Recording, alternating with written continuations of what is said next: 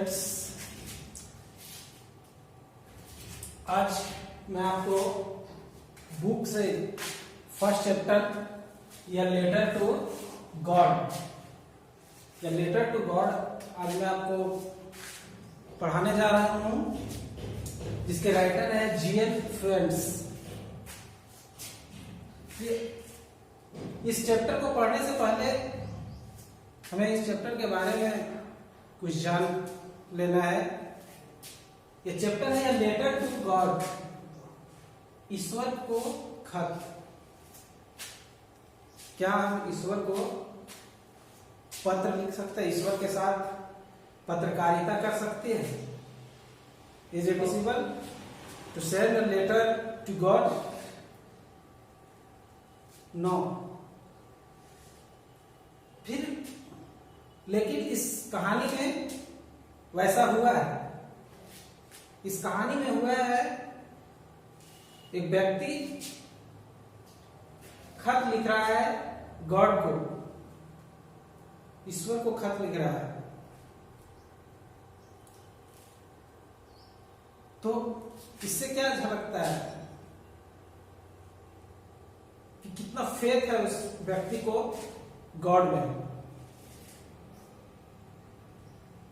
कि गॉड अगर हमें नुकसान हुआ है अगर, तो हम ईश्वर को बतावें और ईश्वर हमें अभी मदद कर दे। इतनी फेथ है उस व्यक्ति को। देखिए, इस कहानी को पढ़ने से पहले जैसे से फेथ कैन मूव माउंटेन्स, लोग कहते हैं कि विश्वास, फेथ मीन्स विश्वास एक ऐसी चीज है जिससे माउंटेन, पहाड़ भी, पर्वत भी हिल सकता है। But what should be put our faith in? परंतु हमें विश्वास किसमें करना चाहिए? This is the question this story delicately passes. यही इस कहानी में एक प्रश्न है जो गंभीर रूप से इस कहानी में है, गंभीरता पूर्वक इस कहानी में रखा हुआ यही एक क्वेश्चन कि हमें विश्वास, किस प्रकार अपना विश्वास रखना चाहिए, किसमें विश्वास रखना चाहिए और कितना विश्वास रखना चाहिए। Lencho is a farmer who writes a letter to God when his crops are ruined. इस स्टोरी में लेंचो एक किसान है जो क्या करता है? Writes a letter to God when his crops are ruined. Ruined means नष्ट होना, बर्बाद होना।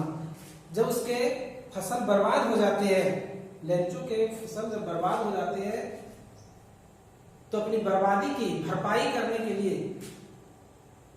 जब उसे कुछ नहीं दिखता है कि अब हमारी मदद कौन करेगा, तो अचानक उसके दिमाग में आता है, क्योंकि बचपन से वो सुनते आ रहा था और हम सभी लोग सुनते हैं कि जिसकी कोई मदद नहीं करता उसकी मदद ईश्वर करते हैं। तो उसके दिमाग में आया कि तो ईश्वर तो मदद करेंगे जरूर, बट ईश्वर को पता तो होना चाहिए कि हमारी इतनी बर्बादी हुई है, कितनी की बर्बादी हुई है, हमें कितना चाहिए, ईश्वर को पता होना चाहिए। तब वो सोचता है कि मैं ईश्वर को बताऊंगा एक खत के माध्यम से कि मुझे इतना नुकसान हुआ है, इसलिए उसकी भरपाई आप मुझे कर दें। आस्किंग फॉर 100 पेसेस, वो खत जो लिखता है वो 100 पेसेस की मांग करते हैं। पेसेस क्या है? मुद्रा है। जैसे हमारे यहाँ रुपये है, तो उसी तरह से पेसेस भी एक मुद्रा है। तो 100 पेसेस की मांग करता है। Does Lencho's letter reach God?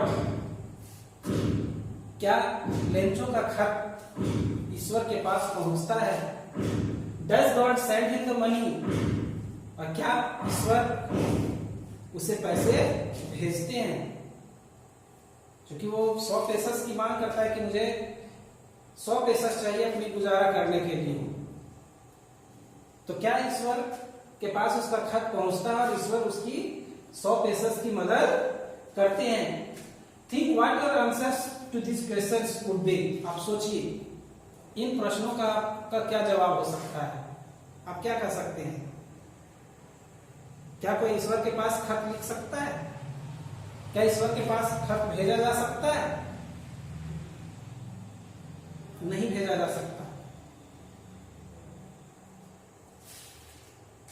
And guess how the story continues. और अनुमान लगाइए कि ये कहानी कैसे आगे बढ़ रहा है। Before you begin to read it, तो इस कहानी को पढ़ने से पहले आप ये अनुमान लगाइए कि ये कहानी कैसे आगे बढ़ेगा। It is impossible to send a letter to God. It's not possible to send a letter to God. But ईश्वर के प्रति हमारा विश्वास, और इस व्यक्ति के पास भी, लेंचो के पास भी वही विश्वास है ईश्वर के प्रति कि ईश्वर अवश्य ही मदद करेंगे। इतना सीधा साधा ये व्यक्ति है। तो चलिए अब कहानी में चलते हैं, स्टोरी में चलते हैं। यहां से स्टोरी आपका शुरू है। The house the only one in the entire valley sat on the crest of a low hill. The house the only one in the entire valley. Valley means घाटी, entire means संपूर्ण, यानी कि पूरी। तो पूरी घाटी में जो एकमात्र घर था वो कहाँ था? Sat on the crest of a low hill, एक छोटी सी पहाड़ी पर की चोटी पर स्थित था। From this height one could see the river and field of ripe corn dotted with the flowers that always promised a good harvest. और इस ऊंचाई से, इतनी ऊंचाई पर थी यह घर कि इस ऊंचाई से कोई भी खेतों को देख सकता था। Could see the river and the field, नदी और खेतों को देख सकता था। जो खेत लदे हुए थे फूलों, जो लदे हुए थे, तैयार हो चुके फसलों से, और जिनमें फूल आ चुके थे। That always promised a good harvest, जो अच्छे फसल के वादे करते हैं। अगर फूल अच्छे हों, फसल में फूल अच्छे आए हों, तो ऑब्वियसली निसंदेह ये फसल अच्छे होने वाले थे। The only thing that needed was a downpour or at least a shower. और उस जमीन को, उन खेतों को सिर्फ एक चीज जो चाहिए था वह थी हल्की बारिश। Throughout the morning, Lencho, who knew his fields intimately, had done nothing else but see the sky toward the northeast. सुबह से लेंचो, जो अपने खेतों को अच्छी तरीके से जानता था, जो कि Lencho was a farmer, Lencho किसान था, और किसान अपने खेतों के बारे, प्रकृति के बारे में, अपने खेतों के स्वभाव के बारे में, वो कैसी मिट्टी है उनके खेतों में, कब क्या चाहिए उनके खेतों को, ये अच्छी तरीके से जानते हैं प्रत्येक किसान। तो लेंचो भी एक किसान था, तो वह भी अपने खेतों को अच्छी तरह से जानता था। तो उस दिन सुबह से वह उत्तर पूर्व, नॉर्थ ईस्ट उत्तर पूर्व की ओर आकाश में ही देख रहा था। सुबह से उसका एक ही काम था, उत्तर पूर्व की ओर, आकाश की ओर देख रहा था, जो कि उधर उसे कुछ उम्मीद दिखाई दे रही थी। Now we are really going to get some water, man. और वो बोला, किसे बोला? वुमेन किसको बोल रहा है? अपनी पत्नी को। तो वह अपनी पत्नी को बोला कि अब वास्तव में हमें कुछ पानी प्राप्त होने जा रहा है, कुछ वर्षा के जल हमें प्राप्त होगा, क्योंकि उत्तर पूर्व की ओर उसे कुछ उम्मीद दिखाई दिए वर्षा की। The woman who was preparing suffer replied, yes God willing. तो वह जो महिला यानी कि लेंचो की पत्नी जो संध्याकालीन भोजन, जो शाम के भोजन पका रही थी, वह बोली कि हाँ, ईश्वर की भी यही इच्छा है, ईश्वर भी हम पर बहुत खुश है शायद, इसलिए हमें हमारे खेतों के लिए पानी चाहिए था, तो शायद अभी बारिश हो जाएगी। The older boys were working in the field while the smaller ones were playing near the house until the woman called to them all, come for dinner. तो बड़े बच्चे क्या कर रहे थे? बड़े लड़के खेतों में काम कर रहे थे, जबकि छोटे बच्चे खेल रहे थे घर के आसपास ही। और तब तक एक सिलसिला चलता रहा जब तक कि वह महिला यानी कि लेंचो की पत्नी ने उन्हें रात्रि भोजन के लिए बुलाया नहीं। It was during the meal that just as, या भोजन का समय था, तभी Lencho had predicted big drops of rain. तभी जैसा कि लेंचो ने भविष्यवाणी किया था, क्या भविष्यवाणी किया था? भविष्यवाणी किया था कि हमें कुछ बारिश के जल मिलने वाले हैं, बारिश होने वाली है, और उसकी भविष्यवाणी अब सत्य होती हुई प्रतीत हुई। तो जैसा कि उसने प्रेडिक्ट मतलब क्या होता है? भविष्यवाणी करना। तो जैसा उसने भविष्यवाणी किया था कि बारिश होने वाली है, big drops of rain began to fall. क्या होने लगा? बारिश की बड़ी बड़ी बूंदें गिरने लगी। In the north east huge mountains of clouds could be seen approaching. उत्तर पूर्व की ओर से बादलों का विशाल पहाड़ आती हुई प्रतीत हो रही थी। The air was fresh and sweet. हवा पूरी तरह से ताजी और सुहावनी थी। बारिश के साथ साथ हवा भी सुहावनी थी। The man went out for no other reason than to have the pleasure of feeling the rain on his body। और वह व्यक्ति, कौन व्यक्ति? लेंचो। और लेंचो बिना किसी कारण के बाहर चला गया बारिश की बूंदों को अपनी शरीर पर अनुभव करने के लिए। क्यों गया बाहर?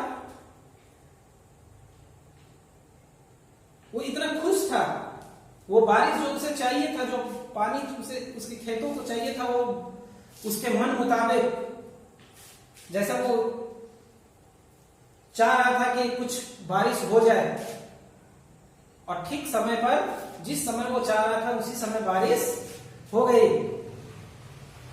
तो खुशी का ठिकाना नहीं रहा उसके अंदर, और वह उन बारिश की बूंदों को अपने शरीर पर अनुभव करने के लिए बाहर निकल गया। ऐसा नहीं कि उसको भीगने का इच्छा था, इसलिए नहीं, वो अपनी खुशी जाहिर करने के लिए वो बहुत खुश हो गया, क्योंकि उस बारिश की उसे सख्त आवश्यकता थी। And when he return he exclaimed, और जब वह वापस आया तो वह बोला, जब बारिश से में भीग करके अंदर आया तो वह बोला, These aren't raindrops falling from the sky। क्या बोला? कि ये जो आकाश से गिर रहे हैं वो बारिश की बूंदें नहीं गिर रहे हैं। तो क्या गिर रहे थे? बारिश की बूंदें नहीं गिर रहे थे, तो क्या गिर रहे थे? सोना चांदी गिर रहा था। फिर ऐसा क्यों कह रहा है? आगे देखिए क्या कहा कि ये जो आकाश से जो बारिश की बूंदें गिर रही है वो बारिश की बूंदें नहीं है, दे आर न्यू कॉइन्स, बल्कि ये नए नए सिक्के हैं। अरे ये समझो, ये बूंदें जो है, जितनी बूंदें गिर रही है उतने सिक्के बरस रहे हैं। The big drops are 10 cent pieces and the little ones are 5 cent. क्या है सेंट? मुद्रा, करेंसी। करेंसी पेसस का, पेसस भी क्या है? Currency.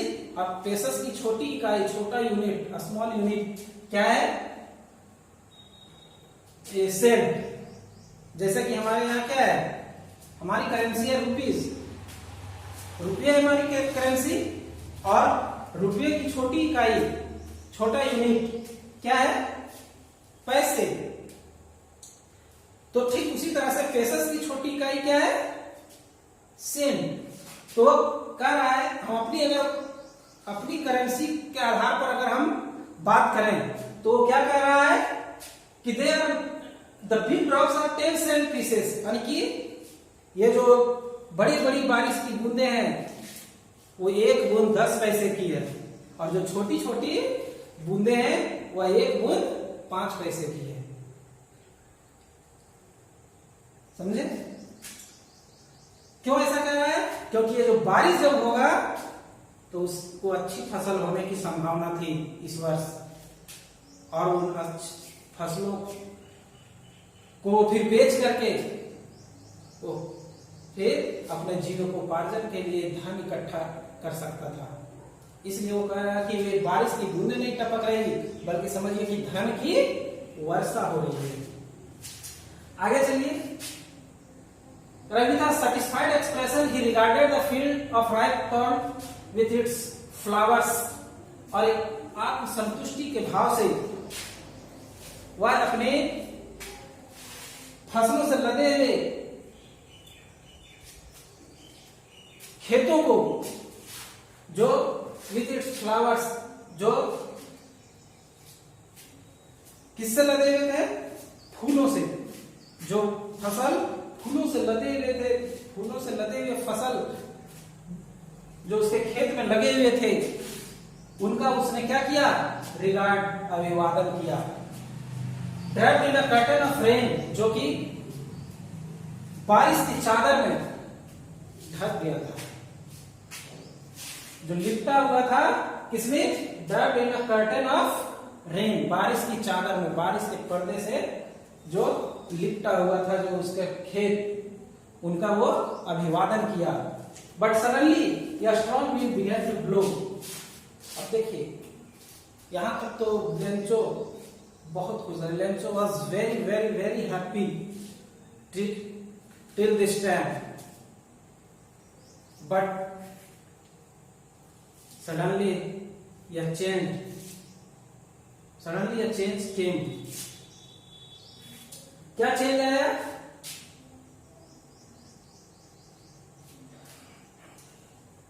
Suddenly a strong wind began to blow and along with the rain very large hailstones began to fall. अचानक तेज हवा चलने लगे, and along with the rain, और बारिश के साथ साथ क्या पड़ने लगे? Very large hailstones began to fall. बड़े बड़े ओले भी गिरने लगे। ओले जो पत्थर, बारिश के साथ जो पत्थर गिरते हैं उन्हीं को हेल स्टॉर्म्स यानी कि ओले कहते हैं। तो बारिश के साथ साथ अब पत्थर भी गिरना शुरू हो गया, ओले भी पड़ने शुरू हो गए, वो भी बड़े बड़े। This was not good for the crops of Lencho. Lencho के फसलों के लिए, या लेंचो क्या किसी भी किसान की फसल के लिए ये हेल स्टॉर्म्स, ये ओले उपयुक्त नहीं है। जहां तक बारिश हो रहा था वहां तक तो स्थिति सामान्य था, लेंचो के लिए काफी खुशियों की सौगात लेकर आया था। बट जब ही ये ओले पड़ने शुरू हो गए, तेज हवाएं चलने शुरू हो गई, एक बदलाव आ गया। आगे चलिए। This truly did resemble new silver coins. यह वास्तव में अब नए चांदी के सिक्कों की तरह प्रतीत हो रहे थे। The boys exposing themselves to the rain ran out to collect the frozen pearls. और जो लड़के थे, जो बच्चे थे, फ्रोजन पर्ल मतलब जमे हुए मोतियां, मोतियों की तरह जो वो दिखता है ना, जो बारिश में जो पत्थर गिरते हैं, जो ओले गिरते हैं, वो मोतियों की तरह। तो बच्चे क्या किए, दौड़कर बारिश में चले गए और उस फ्रोजन पर्ल जमे हुए मोतियों को चुनने लगे। It's really getting bad now, explain the man. परंतु बच्चों के लिए तो ये बहुत ही अच्छा था, बच्चों को बहुत अच्छा लगता है वो ओले, वो पत्थर, जो बारिश में जो पत्थर गिरते हैं उनको, उस बर्फ के टुकड़े को इकट्ठा करना। परंतु लेंचो के लिए तो यहाँ ये आफत था। लेंचो बोला it's really getting bad now, कि अब यह वास्तव में बेकार होते जा रहा है, अब स्थिति खराब होते जा रही है, जरूरत से ज्यादा बारिश हो रहा है। I hope it passes quickly, वो कह रहा है कि मैं उम्मीद करता हूं कि यह तेजी से जल्दी से गुजर जाए, ये समय ज्यादा देर तक न रहे। It did not pass quickly, लेकिन ऐसा हुआ नहीं, यह तेजी से नहीं गया, जल्दी से नहीं गया। For an hour the hail rain on the house, 1 घंटे तक बारिश होती रही। कहां पर? On the house, the garden, the hill side, the cornfield, on the whole valley. 1 घंटे तक घर पर, बगीचे में, पहाड़ी के आसपास और खेतों में, यानी कि पूरे घाटी में 1 घंटे तक बारिश होती रही। The field was white as if covered with salt, और जो खेत हरे भरे दिख रहे थे, कुछ क्षण पहले हरे भरे दिख रहे थे, फूल लदे हुए थे, अब कैसा दिख रहा है? The field was white as if covered with salt, खेत ऐसे सफेद दिख रहे थे जैसे कि ये ढक दिए गए हो, किससे? सॉल्ट से, नमक से, जैसे कि नमक से ढके हुए हो, पूरा नमक ही नमक दिख रहा था। क्यों? क्योंकि बड़े बड़े ओले गिरे थे, और वो ओले लग रहे थे कि पूरा नमक ही नमक फैला हुआ है खेतों में। Not a leaf remain on the trees, पेड़ों पर एक भी पत्ते नहीं बचे थे। The corn was totally destroyed, और फसल तो पूरी तरह से नष्ट हो चुके थे, बर्बाद हो चुके थे। The flowers were gone from the plants, और जो पौधे में जो अच्छे कितने खिले खिले फूल थे, वो सारे फूल क्या हुए? झड़ चुके थे। Lencho soul was filled with sadness, Lencho का दिल, लेंचो की आत्मा दुख से भर गई। कितना कुछ क्षण पहले कितना खुश था, जैसे वो सोच रहा था जैसा मैं चाहा वैसा ही हो रहा है, लेकिन कुछ ज्यादा ही हो गया, जितना वो नहीं चाह रहा था उतना हो गया, तो दुख से भर गया।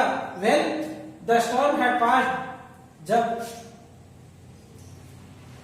क्या हुआ? The storm had passed, जब तूफान गुजर गया, जब तूफान थम गया, he stood in the middle of the field, वह खेत के बीच में खड़ा हुआ, and said to his sons, और अपने पुत्रों से बोला, a plague of locust could have left more than this, कि फसलों के कीड़े भी, अगर इन फसलों में कीड़े भी लग जाते, जब बीमारी भी आ जाती, तो इससे ज्यादा कुछ छोड़ देता। क्या? अगर फसलों में बीमारी आ जाता, कुछ ना कुछ तो फसल होता है कि एकदम समाप्त हो जाता है, एकदम समाप्त नहीं होता, थोड़ा बहुत हो जाता है, क्यों ना 1%, 2%, 3% ही हो, लेकिन होगा। तो कह रहा है कि अगर फसलों में बीमारी आ जाती, अगर कोई कीड़े लग जाते, तब तो कुछ फसल हो भी जाता, यानी कि कुछ कीड़े भी कुछ फसल को छोड़ देते। The hail has left nothing, लेकिन इस ओले ने तो कुछ भी नहीं छोड़ा। This year we will have no corn, वो कह रहा है कि इस साल हमारे पास कोई फसल नहीं होंगे। इस साल बहुत अच्छी फसल होने वाली थी, एक झटके में सारा फसल बर्बाद हो गया। देखिए कैसे चेंज होता है समय, समय को बदलने में बहुत ज्यादा समय नहीं लगता है। कुछ समय पहले 1 घंटे के आसपास ही हुआ होगा, उस समय कितने सपने सजा रहा था लेंचो, लेकिन वही 1 घंटे के बाद उसके सारे सपने उन ओलों में, उस बारिश में बह गए। अब उसके पास निश्चित हो गया था कि इस वर्ष फसल नहीं होगी। That night was a sorrowful one, और वह रात उसके लिए एक दुखदाई रात थी। All our work for nothing, वो सोच रहा है कि हमारा सारा काम, हमारी सारी मेहनत बेकार चली गई। जो इतनी मेहनत हमने की अपने खेतों में, तो सारा मेहनत हमारा बेकार चला गया। There is no one who can help us, अब ऐसा कोई भी नहीं है जो मेरी मदद कर सकता है, क्योंकि पूरी घाटी में सिर्फ उसी का घर था, और होता भी तो सबका फसल बर्बाद होता। तो कह रहा है कि अब मुझे मेरी मदद करने वाला कोई नहीं है। Well, all go hungry this, will all go hungry this year, हम सभी यानी कि मेरा पूरा परिवार इस साल भूखों मरेंगे। पूरा परिवार इस साल भूखे रहेंगे। ये आगे है, but in the hearts of all who lived in that solitary house in the middle of the valley,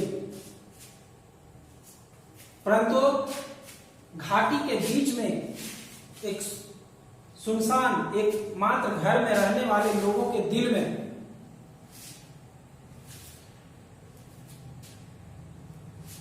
क्या था?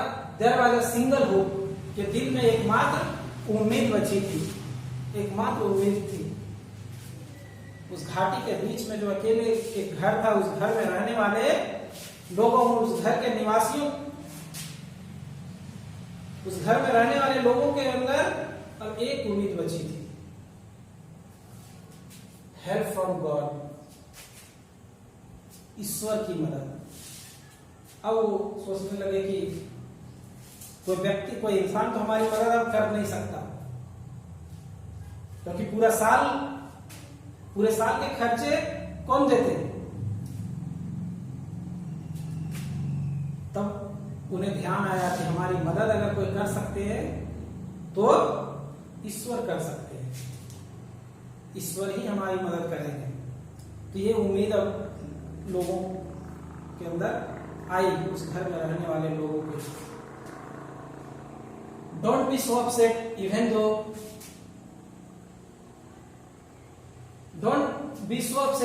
though this seems like a total loss। और वे सोचने लगे कि इतना उदास मत हो, इतना उदास होने की आवश्यकता नहीं है। यद्यपि ऐसा लग रहा है कि हमें पूरी तरह से नुकसान हुआ है, संपूर्ण नुकसान हुआ है, फिर भी ज्यादा उदास होने की आवश्यकता नहीं है, ज्यादा परेशान होने की आवश्यकता नहीं है। Remember, no one died of hunger.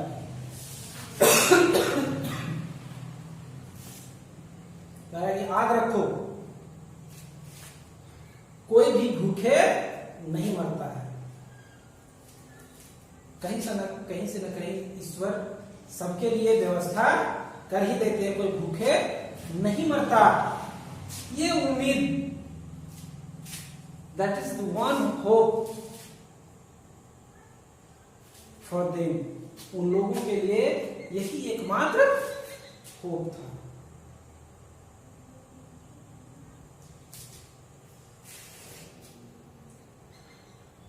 That's what they say, no one died of hunger। यही एक बात था जो वे बोल सकते थे कि कोई भूखे नहीं मरता।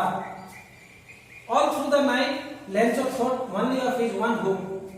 पूरी रात लेंचो पूरी तरह से अपनी उसी एक उम्मीद पर सोचता रहा। किस उम्मीद पर?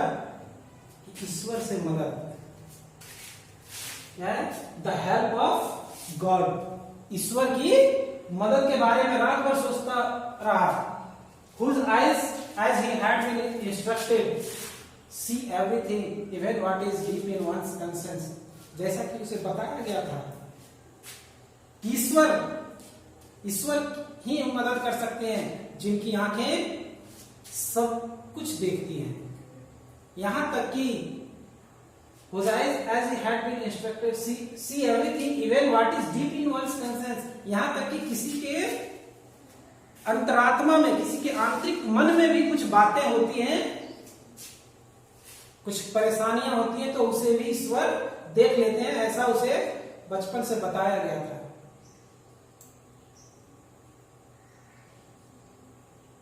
तो सोचा कि ईश्वर जब सब कुछ देख लेते हैं तो निश्चित है कि हमारे जो लॉस हुआ, हमें जो नुकसान हुआ, वह भी ईश्वर ने देखा। और वह भी जब देखा ईश्वर ने, तो ईश्वर अब हमारी मदद करेंगे, क्योंकि वो सब कुछ देखते हैं। और ये बात सही है, ईश्वर सब कुछ देखते हैं।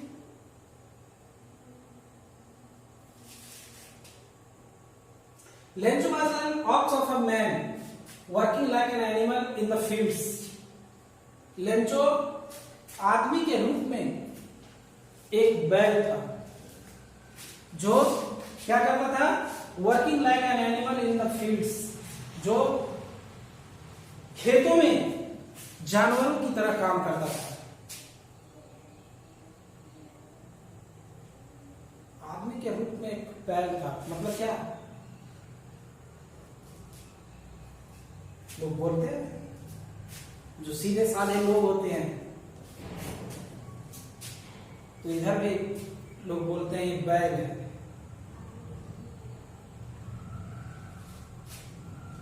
तो लेंचो एकदम सीधा साधा व्यक्ति था, किसी से ज्यादा मतलब नहीं रखता था, किसी के लिए वो बुरा नहीं सोचता था, सिर्फ अपने काम से।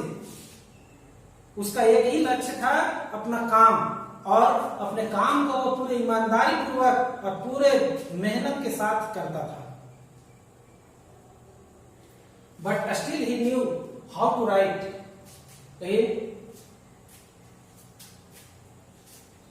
इतना होने के बाद भी वह लिखना जानता था, वो कुछ लिख सकता था। भले वो बहुत ज्यादा पढ़ा लिखा नहीं था, वो अपने खेतों में मेहनत करने में विश्वास करता था, फिर भी थोड़ा बहुत वो लिखना जानता था। The following Sunday at day break,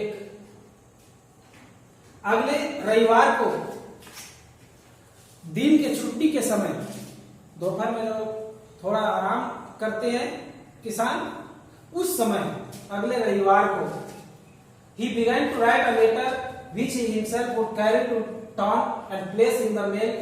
It was nothing less than a letter to God। And he began to write a letter। वो क्या करने लगा? एक खत लिखने लगा। दोपहर में जब वो आया तो खत लिखने लगा। कब? रविवार, अगले रविवार के दिन।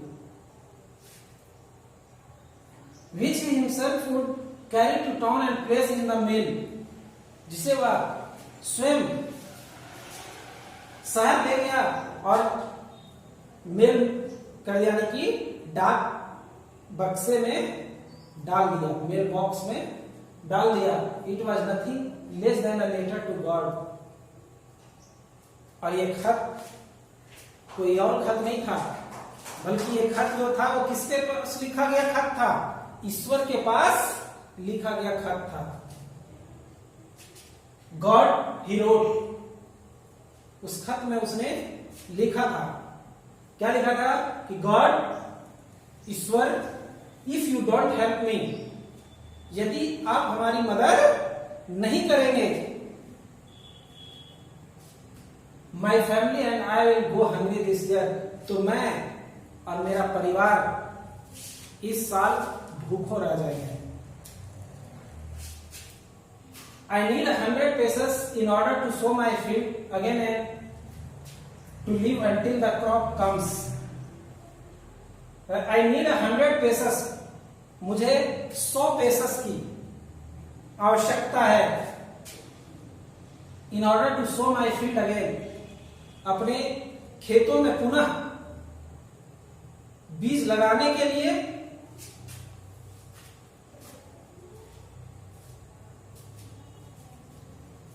and to live until the crop comes, अपने खेतों में पुनः बीज लगाने के लिए और तब तक अपना जीवन यापन करने के लिए जब तक कि नए फसल ना आ जाए।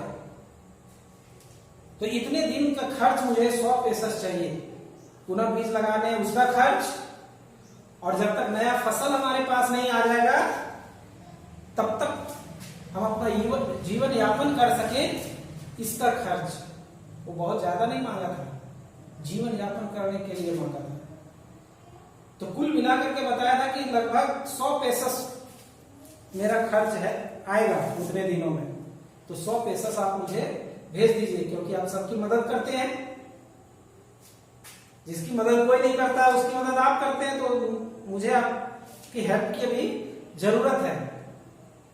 सिर्फ मुझे ही नहीं, मेरे पूरे परिवार को भी मैं आपकी हेल्प की जरूरत है, इसलिए मुझे 100 पेसस भेज दीजिए। उतने पैसे मुझे चाहिए तो चाहिए। बिकॉज द हेल स्टॉर्म, क्योंकि इस ओले ने, और देखिए यहाँ क्या दिया है, डॉट डॉट डॉट दे दिया है, पूरी कहानी उसने बता दिया। उस खत में पूरी कहानी लिख दिया, कैसे करके उसका फसल बर्बाद हुआ था। ये पूरा कहानी उस खत में लिख दिया। He wrote to God on the envelope, और लिफाफे के ऊपर उसने एड्रेस में क्या लिखा, टू गॉड, यानी कि यह खत किसको मिलना चाहिए, गॉड को, ईश्वर को। Put the letter inside and still trouble went to town, उसमें खत रखा, उस लिफाफे के अंदर खत रखा, और still trouble went to town, और कठिनाइयों के साथ वह कहां गया, शहर गया। At the post office he placed a stamp on the letter, post office गया, डाकघर गया, और उस खत पर, उस लिफाफे पर एक टिकट लगाया, क्योंकि टिकट के बिना तो डाक से लेटर जा नहीं सकता है। तो एक टिकट खरीदा, डाक टिकट, उस पर लगाया, चिपकाया, and drop into the mail box, और इसे मेल बॉक्स में डाल दिया, उस बक्से में, डाक चिट्ठी लेटर डालने वाला जो बॉक्स होता है उस बॉक्स में डाल दिया। तो आज यहीं पर आज की क्लास समाप्त करते हैं। कल हम इससे आगे इसी स्टोरी को देखेंगे, और ये स्टोरी जो समाप्त हो जाएगी, कहानी जब समाप्त हो जाएगा, उसके बाद इसका आंसर को, जो इसमें दिए हुए क्वेश्चंस हैं उसके आंसर को हमें देखना है। वो आंसर हम आपको पीडीएफ के रूप में भेजेंगे ग्रुप में, जो व्हाट्सएप ग्रुप आपका बना हुआ है उस ग्रुप में आपको भेजा जाएगा। तो आज कल हम पढ़ेंगे यहाँ से one of the employees who was a postman. हम आज तक यहाँ, आज यहीं तक इस कहानी को समाप्त करते हैं। Thank you.